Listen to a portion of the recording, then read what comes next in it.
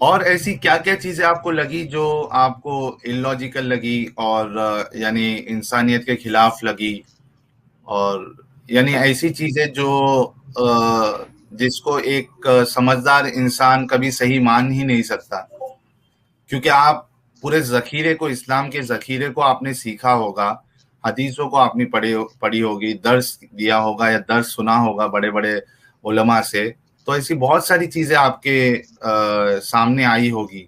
تو کچھ ڈیٹیل میں بھی آپ بتاتے جائیے تاکہ لوگ جو ہے اس سے فیض حاصل کر سکے، ان کے علم میں اضافہ ہو. اسلام کا اور انسانیت کا آپس میں کوئی تعلق نہیں.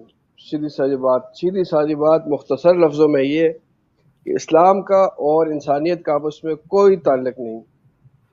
اللہ پاک ہے، میرا ماننا یہ کوئی طاقت ہے، کوئی قدرت ہے، لیکن اب انسان کے جو بارے میں قرآن کہتا ہے، بائبل جو بھی کتابیں کہتی ہیں، اس کو میں صحیح نہیں مانتا. میرا ماننا یہ انسان کہاں سے آیا، کہاں جائے گا، اس کتاب کے شروع آخر کے صفحے پاٹے ہوئے ہیں، کسی کو نہیں پتہ، درمیان میں تھوڑا پتہ ہے. اور جو مذہبوں کا، خدا کو کوئی تعلق نہیں کہ ہم اس کے آگے متھا رگڑیں یا ہماری سلوار میں اللہ کا کام ہو، ہمارا جو ہوتا ہے نونو اس کو اللہ پاک کو اس سے بھی اعتراض ہو. کہتے ہیں کہ انسان کو اللہ نے کامل پیدا کیا، وَالتِّينِ وَالزَّيْتُونِ وَطُورِ سِينِينَ وَهَٰذَا الْبَلَدِ الْأَمِينِ، 4 قسمیں آپ کی اللہ اٹھا آواز کر چلی کہتے گئی. ہیں. اللہ پاک آ رہی ہے؟ نہیں، اللہ پاک، ہلو، مجھے نہیں آ رہی ہے. نہیں آ رہی. حافظ صاحب آپ کی آواز نہیں آ رہی ہے. اچھا آ رہی ہے. کیا وجہ ہو سکتی ہے؟ جی جی جی، پھر سے بولیے، ابھی اب آ رہی ہے آپ کی آواز. ہاں ہاں بولیے. سورہ 3 کے اندر اللہ پاک قسمیں اٹھاتے ہیں کہ ہم نے اس کو خوبصورت پیدا کیا، لقد خلقنا الانسان فی احسن تقویم، ہم نے اس کو خوبصورت پیدا کیا. پھر اس کی للی کاٹنے کی کیا ضرورت پیش ہے اللہ پاک کو؟ اللہ کا علم ناقص ہے تو اللہ ماں کے پیٹ میں اس کو کاٹ دیتا، چھوٹی سی بار آ کے کاٹنے پڑتی ہے، بچے کو تکلیف ہوتی ہے، بچہ درد ہوتی ہے. اس ساری چیزوں کا اسلام سے، فطرت سے، انسانی اسلام کا فطرت سے کوئی تعلق نہیں. جی. اور نماز کے اندر کیا ہے؟ ہم سورہ فاتحہ کے اندر نا دعا کرتے ہیں کہ سورہ فاتحہ ہم پڑھتے ہیں، اہدنا الصراط المستقیم، اے اللہ ہم کو سیدھا راستہ دکھا، راستہ ان لوگوں کا جن پہ تو نے انعام کیا، نہ غضب نازل ہوا، نہ غصہ، نہ قہر، نہ گمراہ ہوئے. تو یہ تفسیروں میں لکھا ہے غیر المغضوب علیہم ولا الضالین سے مراد یہود و نصارا ہے، یہود و نصارا. تو یہاں پر ان کے لیے ہم ان سے بچنے کی دعا کر رہے ہیں، ان کے لیے بد دعا کر رہے ہیں. اور اسی نماز میں جا کے ہم یہودیوں کے لیے خیر کی دعا کرتے ہیں، اللہم صلی علی محمد وعلی آل محمد، اے اللہ رحمت بھیج محمد پر، وعلی آل محمد، اور محمد کی آل پر. تو کما بارک تعالی ابراہیم، جیسے کہ تو نے رحمت بھیجی ابراہیم علیہ السلام پر، وعلی آل ابراہیم، اور ابراہیم علیہ السلام کی آل پر. تو آل سے مراد تو وہاں یہودی ہیں. درود شریف کے اندر، نماز کے اندر ہم ان کے لیے رحمت کی دعا کرتے ہیں، اور سورہ فاتحہ میں ہم یہودیوں کے لیے بد دعا کرتے ہیں. ایک نماز میں 2 چیزیں ایک وقت میں پائی جاتی ہیں. اور پھر ہم آل محمد، جو سید لوگ ہیں، جو علوی لوگ ہیں، جو برگزیدہ بندے ہیں، قریشی ہیں، ہاشمی، ان کے لیے ہم دعا کرتے ہیں نماز میں آل محمد درود شریف. اگر دعا نہیں کریں گے، ان کے لیے درود نہیں پڑھیں گے، تو نماز قابل قبول نہیں ہوگی. خواہ وہ سید، خواہ وہ ہاشمی زانی ہو، خواہ وہ سید قاتل ہو، خواہ وہ سید شرابی ہو. جنوبی پنجاب کے اندر سارے سید قریشی ہاشمی سارے بدماش ہیں، لوگوں کی زمینوں پہ قبضہ کیا ہوئے ہیں، لوگوں کو غلام بنائے ہوئے ہیں، اور ان کے لیے ہم نماز میں دعا کرتے ہیں کیونکہ آل محمد میں سے ہے. اگر ان کے لیے آپ دعا نہیں کریں گے تو آپ کی نماز قابل قبول نہیں ہوگی. تو یہ نماز آل محمد کے لیے، اللہ کے لیے کوئی نہیں ہے. دیکھو کیا کہا اللہ کے نبی نے، الحسن والحسین سیدا شباب اہل الجنہ، کہ حسن اور حسین جنتی نوجوانوں کے سردار ہیں، اور فاطمہ عورتوں کی سردار ہے. جنت بھی اپنے پاس رکھی، اور دنیا میں بھی کیا کہا، دنیا بھی انہی کے لیے رکھی. دیکھو جب حضرت عمر کے دور میں ایران فتح ہوا تو جو شہزادی تھی ایران کی وہ حسین کو کیوں دی گئی؟ کیا حسین لڑائی میں گئے تھے؟ کیا حسین نے تلوار اٹھائی تھی؟ کیا حسین نے سفر کیا تھا؟ کوئی نہیں کیا تھا. صرف اس خاندان کی وجہ سے وہ جو شہزادی تھی ایران کی وہ حسین کے کھاتے میں آئی. تو دنیا میں بھی اسی خاندان کے لیے ہے اور آخرت میں بھی لیے اسی خاندان کے لیے. مسئلہ یہ پہلے نبی آتے تھے لوگوں کو ورگلانے کے لیے، بیوقوف بنانے کے لیے. اب نبی نہیں آتے، اب مفتی آتے ہیں، نام ٹائٹل بدل گیا. مفتی کی جگہ اب نبی کی جگہ آ گیا مولوی آ گیا، نبی کی جگہ مفتی آ گیا، نبی کی جگہ حافظ صاحب آ گئے، نبی کی جگہ شیخ الحدیث صاحب آ گئے، شیخ القرآن صاحب آ گئے. ٹائٹل بدلتے گئے. جس طرح نبیوں نے مفاد حاصل کیا لوگوں سے، اس طرح آج کا مذہبی ٹولہ، مذہبی طبقہ، مولوی یہ مفاد حاصل کر رہا ہے. ہوتا کیا ہے کہ عوام کے کھاتے میں ثواب آتا ہے اور مولوی مذہبی کے کھاتے میں مال آتا ہے، پیسہ آتا ہے. ساری کی ساری گیم پیسے کی ہے، انسانیت سے اس کا کوئی تعلق نہیں. انسانیت یہ ہے کہ ہر بندے کے لیے ہم ایک درد رکھیں، ہر بندے کے لیے ہمارے اندر ایک جذبہ ہو، خیر خواہی ہو. وہ اسلام کے اندر نہیں. اسلام کے اندر کیا ہے کہ بس آپ جو کچھ کمایا ہے، آپ پڑھیں نا مال غنیمت کے بارے میں تو آپ کو سارا پتہ چل جائے گا کہ مالی غنیمت کیا ہے. اور پھر آپ علیہ السلام کی ساری زندگی جو ہے وہ عجیب و غریب گزری ہے میرے دوستو، عجیب و غریب زندگی. اس پہ کتنے سوالات اٹھائے جا سکتے ہیں. لوگوں کو قتل کیا، لوگوں کو مال حاصل کیا، باندھی بنایا، اور اسی جراثیم کی وجہ سے ہندوستان میں مسلمانوں پہ ظلم ہوتا رہا. اسی وجہ سے کبھی شاہ محمود غزنوی آتے رہے، کبھی احمد شاہ ابدالی آتے رہے اور مال حاصل کرنے کے لیے ہندوستان کے اوپر حملے کرتے رہے. یہاں پر بھی اسلام تھوپا گیا ہے زبردستی. اسلام کسی بندے نے قبول نہیں کیا. بر صغیر میں ہندوستان، پاکستان، بنگلہ دیش میں کوئی بندہ خوشی سے، ان کے بڑی تاریخ پڑھے، کوئی مسلمان خوشی سے نہیں ہوا. جب گندم تیار ہو جاتی، کب چاول تیار ہو جاتے، وہ افغانی آتے اور لڑکیاں اٹھا کے لے جاتے، یہاں سے گندم لے جاتے، چاول لے جاتے، مال مویشی لے جاتے، اور ڈر کی وجہ سے کوئی لوگ مسلمان بھی ہو جاتے، کوئی مقابلہ کرتے. اس طرح سلسلہ چلتا رہا. آپ بر صغیر کی تاریخ پڑھ لیں، سارا پتہ چل جائے گا آپ کو. جی جی، تھوڑا محمد صاحب کی زندگی پہ بھی تھوڑی روشنی ڈالیے حافظ صاحب. اور لینا رے جی ہمارے چینل کی ممبر بن چکی ہے، بہت بہت شکریہ لینا رے جی آپ کا. جی حافظ صاحب، آپ تھوڑا محمد صاحب کی زندگی پہ تھوڑی نظر اگر آپ ڈال سکتے ہیں کہ نبوت سے پہلے کیا ان کا معاملہ تھا، کس دین کو فالو کرتے تھے وہ، اور نبوت کے بعد ان کا جو کیریکٹر ہے وہ کس طریقے سے چینج آیا، اس میں شدت پسندی کس طریقے سے آئی. ذرا اس پہ بھی روشنی ڈالیے تاکہ ہمیں اس کا بھی علم ہمارے جو ویورز ہے ان کو ہو کہ ہوا کیا تھا اصل میں.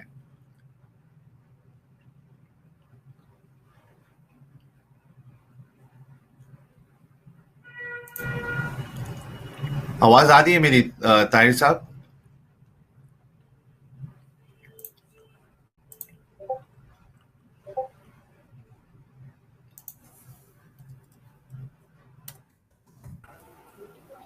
نہیں آ رہی آواز.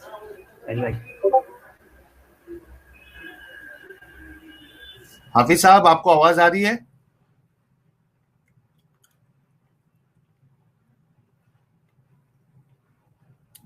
شاید پھر سے کنیکشن کی وجہ سے ہمارے حافظ صاحب کی کنیکشن خراب ہو گیا ہے. انہوں نے یہ بتایا کہ وہاں بارش ہو رہی ہے اور بجلی بھی نہیں ہے، تو ہم ان کا انتظار کریں گے. پھر سے بہت زبردست وہ بتا رہے تھے کہ کس طریقے سے ہندوستان میں افغان سے اور دوسری جگہ سے مسلمان رولر آئے اور انہوں نے ہمارے اس دیش کے لوگوں کو زبردستی اسلام قبول کروایا اور یہاں کی پراپرٹی لوٹی.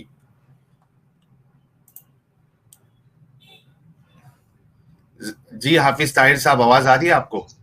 آ رہی ہے. میں کٹ گیا تھا نا؟ جی کٹ گیا تھا کنیکشن آپ کا. میں یہ کہہ رہا تھا آپ سے کہ آپ تھوڑا محمد صاحب کی زندگی کے بارے میں بھی بتائیں کہ پہلے کس دین کو وہ فالو کرتے تھے، اور جب نبوت ملی اس کے بعد ان کے اندر اتنی شدت کیسے آ گئی، اور کیا کیا انہوں نے کیا. ذرا اس پہ بھی روشنی ڈال دیں گے تو ہمارے جو ویور ہے ان کے علم میں اضافہ ہو جائے گا. میرا ماننا یہ کہ محمد، ابو بکر، عمر یہ لوگ تھے ہی نہیں، ان کو بنو امیہ نے ان کا ویسے فرضی خاکہ پیش کر کے حکومت بنائی، بنو امیہ اور بنو عباس نے. اور اچھا. پھر میرا تو ماننا یہ ہے اصل میں، کیونکہ کوئی ثبوت نہیں ملتے آج ابھی تک مکے کے اندر محمد علیہ السلام کا کوئی گھر، کوئی نام، کوئی پتہ، کوئی جو باتیں، کوئی آثار نظر نہیں آتے اس کے. یہ بنو عباس کے جو کارستانیہ تھی تو انہوں نے یہ سارا سسٹم کیا. بہرحال دیکھو محمد کی اب کیا بتائیں ہم، جب محمد فوت ہوتے ہیں محمد نے کیا فرمایا، چلو محمد کو ہم سچا مان لیتے ہیں تھوڑی دیر کے لیے تھے وہ. محمد نے کیا فرمایا کہ 3 چیزوں میں آپ کبھی دیر نہ کرنا. فرمایا جب نماز کا وقت ہو جائے کبھی دیر نہ کرنا. نمبر 2 جب عورت بالغ ہو جائے اس کا جوڑ کا خاون مل جائے فوراً نکاح کر دینا. نمبر 3 جب جنازہ تیار ہو جائے فوراً دفنا دینا. کوئی فوت ہو جائے جنازے میں تاخیر نہ کرنا. جب آپ علیہ السلام فوت ہوئے تو آپ کو دفن کیوں نہیں کیا 3-4 دن؟ لاش کی کیا حالت ہو گئی تھی؟ وہ صحابہ آپس میں لڑتے جھگڑتے تھے.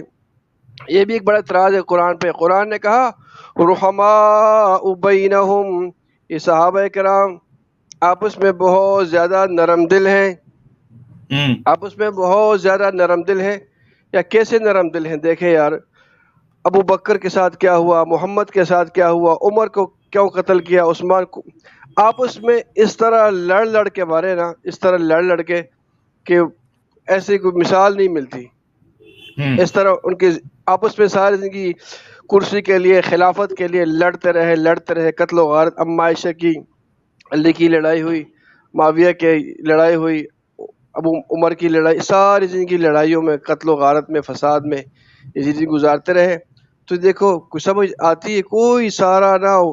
جس طرح آپ اندر جاتے ہیں کہ وہ چوچو کا مربع بنتا جائے گا، کھچڑی بنتی جائے گی. کوئی اس کا کوئی پاؤں، سر، پیر، کوئی چیز نہیں اس مذہب کی. جی.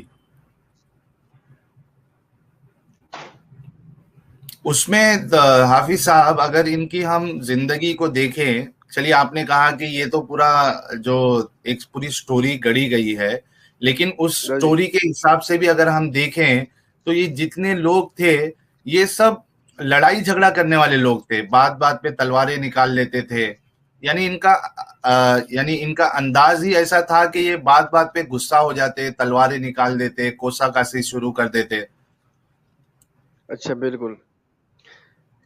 دیکھو نا، سب سے اچھا بندہ ابو جہل کی زندگی پڑھیں گے نا، بہت کمال کا آدمی تھا. اس کو انہوں نے جہل کا خطاب دیا. جاہل. دیکھیں یار اس سے بڑی زیادتی کیا ہو سکتی ہے؟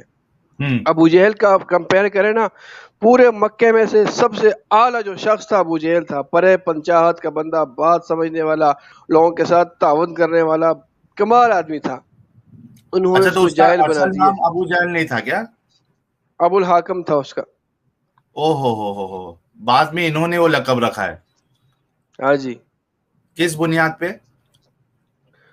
بس وہ کہتا تھا یار، ابو جہل کہتا تھا یار محمد تمہارے پاس جبریل آتا ہے، یہ لوگ آپ کی بات مانتے ہیں، میرے ساتھ بھی جبریل کی ملاقات کرا دو یار، کہ ہم بھی کلمہ پڑھ لیں.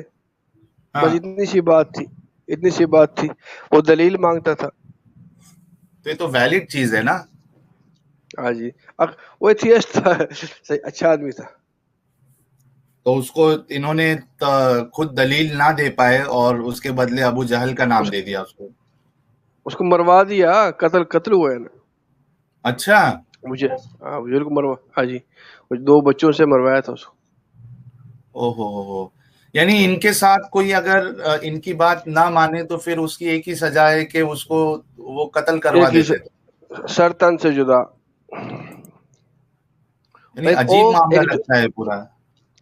ایک اور جو دوسری عورت تھی جو آپ علیہ اسما نام تھا، اسما بنت مروان، اس طرح کوئی نام تھا. وہ آپ علیہ السلام کے خلاف شعر و شاعری کرتی تھی. تو یار شعر و شاعری کرتی تھی تو آپ اس کے خلاف شعر و شاعری کرو، کوئی شاعر تیار کرو. اس کو مارنے کا کیا تک بنتا ہے؟ جب اس کو مارنے کے لیے کہ اس کے پیٹ میں بچہ، جولی میں بچہ تھا دودھ پینے والا، اس بچے کے اوپر بھی انہوں نے ترس نہیں کیا، اور اس کو آج دنیا رحمت للعالمین کہتی ہے. یار اس شیر خوار بچہ، دودھ پیتا بچہ، اس کی ماں کو مار دیا، اس بچے کے اوپر ترس نہ کھایا، اس کو آج دنیا رحمت للعالمین کہتی ہے. کیسے ان کے ذہن جو ہے اس چیز کو مانتے ہیں، ایکسیپٹ کرتے ہیں، سننے. اچھا چلو، اگر آپ مسلمانوں کو نہیں پتا ہے، ان سب چیزوں کا علم نہیں ہے تو سمجھ میں بھی آتا ہے، لیکن بتانے کے بعد بھی پھر اس کا دفاع کرنے کی اگر کوشش کرے تو کیا ان کے دل مر چکے ہیں جس طریقے سے یہ کافروں کے بارے میں کہتے ہیں؟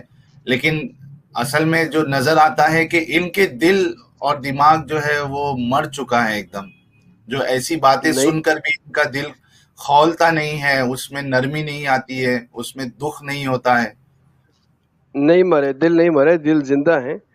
ان کے دلوں کے اوپر وہ محبت اتنی ڈال دی گئی، اتنی محبت ڈال دی گئی، جو بندہ سوال اٹھاتا، لوگ سوال اٹھاتے رہے، قتل ہوتے رہے، معتزلہ قتل ہوئے. اب بات یہ ہے کہ اب جو دور آیا سوشل میڈیا کا، اب یہ لوگ اسلام نہیں چھوڑیں گے، یہ آپ کی محنت سے، ہماری محنت سے یہ ہوگا کہ آہستہ آہستہ لوگوں کے دلوں کے اندر اسلام کی محبت 10 15 20 سال میں کم ہوتی جائے گی. جب کم ہوتے ہوتے اگلی نسل آئے گی تو کہے گی یار یہ کیا بڑے ہمارے بے وقوف تھے. ٹھیک ہے نا؟ دیکھو نا، آپ سیکس نہیں کر سکتے، شراب نہیں پی سکتے، اور اس کے بدلے میں آپ کو کیا ملے گا؟ جنت. سیکس نہ کرنے اور شراب نہ پینے کی وجہ سے آپ کو جنت میں کیا ملے گا؟ آخرت میں جنت. اور جنت میں جا کے آپ نے کیا کرنا ہے؟ سیکس اور شراب. اور ہمیشہ کے لیے 70 سال، اور ہمیشہ کے لیے، یعنی 70 سال تک ایک انسان یہی کام کرتا رہے گا. سن کے بڑا عجیب لگتا ہے یہ سب. جب آپ کے ابو مسلمان ہیں؟ جی میرے، ہاں میرا تو پوری فیملی مسلمان ہے. آپ جب جنت میں اپنے ابو کے پاس جائیں گے ملنے کے لیے نا، تو آپ کو فرشتہ ہے کہ 70 سال بعد آؤ. 70 سال بعد وہ باہر آئے گا، وہ کہے گا کہ بیٹا، فرشتہ کہے گا کہ بیٹا ساحل آپ کو ملنے کے لیے آیا تھا. تو پھر وہ آپ کے پاس آئے گا ملنے کے لیے، آپ کے گھر. فرشتہ کہے گا بھائی اب جاؤ، ساحل مصروف ہے ڈنگ ڈانگ میں، 70 سال بعد آؤ. تو ملاقات ہی نہیں ہو سکی. لیکن میں تو جہنم میں ڈالا جاؤں گا نا، میں تو ایمان سے ہٹ گیا ہوں. میں جہنم میں ہم خوشی سے جائیں گے، غیرت کے ساتھ فخر کے ساتھ جائیں گے. کیوں کہ جنت میں جب لوگ جائیں گے نا تو ان کے حوروں کے اوپر غلمان چمڑیں گے، لڑکے 16 سال لڑکے، 70 لڑکے چمڑیں گے. وہ ڈنڈا لے کے نا اپنی بیوی سے، اپنی ماں سے، اپنی بہن سے لڑکے بگائیں گے. تو جنت تو بغیرتوں کی جگہ ہے. ہم جہنم میں جائیں گے، گلیں گے، سڑیں گے. غیرت سے تو جائیں گے نا. ہماری ماں کے اوپر جہنم میں کوئی ہاتھ نہیں ڈالے گا، جہنم میں ہماری بہن کے اوپر کوئی ہاتھ نہیں ڈالے گا، جہنم میں ہماری بیوی کے اوپر ہاتھ نہیں ڈالے گا. اور جنت میں تو ہم تو حوروں کے اوپر چڑھے ہوں گے، اور غلمان جنتیوں کے ماؤں پر، جنتیوں کی بہنوں پر، بیویوں پر چڑھے ہوں گے. ادھر وہ تو ان کو بگا رہے ہوں گے بیچارے ادھر. وہ تو پریشانی کی جگہ. تو بہتر یہ ہے کہ جہنم ہی چوز کیا جائے. جہنم یوز کیا جائے، اچھی جگہ. مرزا غالب نے کہہ نہیں دیا جنت کی حقیقت. چلو پر پھر سے طاہر صاحب کا کنیکشن لاس ہو گیا ہے. چلیے ویٹ کرتے ہیں. شدید عذاب اللہ کا آ رہا ہے طاہر صاحب کے اوپر اور ہم سب پر بھی، کہ ان کی بات مکمل کرنے کا موقع نہیں مل رہا ہے. ہم انتظار پھر سے کرتے ہیں ان کا، پھر سے وہ جڑ جائیں گے. لیکن بہت ہی زبردست چیزیں ہمارے حافظ صاحب نے بیان کی ہے، اور میں سمجھتا ہوں کہ ہمارے ویور جو ہے ان کو بھی کافی چیزیں سیکھنے کو مل رہی ہے ہمارے اس اسٹریم کے ذریعے سے.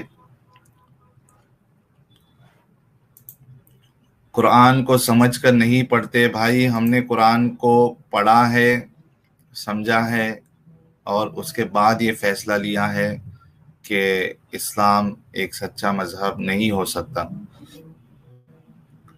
آپ بتائیے، آپ نے کیا پورا قرآن سمجھ کے پڑھا ہے؟ آپ کو سمجھ میں آتا ہے قرآن؟ کیا سوال ہے ساحل کا؟ بھائی اتنے سارے سوال تو میں نے کر دیا ہے، کتنی ساری ویڈیوز بنائی ہے میں نے، کتنی ساری اسٹریم کری ہے، اور اس اسٹریم میں خود اتنے سارے سوال اٹھے کہ کس طریقے کی جنت ہے، کس طریقے کے لوگ تھے وہ. کچھ لوگ صرف کمنٹ میں آتے ہیں، لائیو میں نہیں آتے بات کرنے کے لیے. ہاں، فیض بھائی کو تو ہم نے کتنے بار، جب ہماری اوپن لائیو اسٹریم ہوتی ہے تبھی بھی ہم نے ان کو بولا کہ آپ آئیے اور جو بھی ٹاپک ہمارا چلتا ہے اس پہ ہم سے بات کریے آپ. جی حافظ صاحب، پھر سے استقبال ہے آپ کا. مرزا غالب صاحب نے نہیں کہا شعر، جنت کی حقیقت سب کو معلوم ہے، یہ اچھا خیال ہے دل بہلانے کے لیے. بس انہوں نے تو بات سمجھائی ہے، ہمارے لوگ سمجھے نہیں. بلے شاہ نے ساری بات کر دی تھی، ہم لوگ سمجھے نہیں. بلے شاہ کا نام سنا ہوگا؟ ہاں، ان کا تو سنا ہے جس کا پہلے آپ نے بتایا.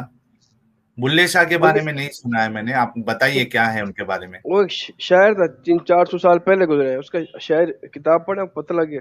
وہ کہتے ہیں رب رب کر دے بڈھے ہو گئے ملا پنڈت سارے، رب دا نہ کھوج لبیا نہ کھرا، تھک تھک ہار گئے سارے. سمجھ آ گئی آپ کو؟ ہاں، تھوڑا سمجھا دیجئے، شاید پنجابی ہے اس میں.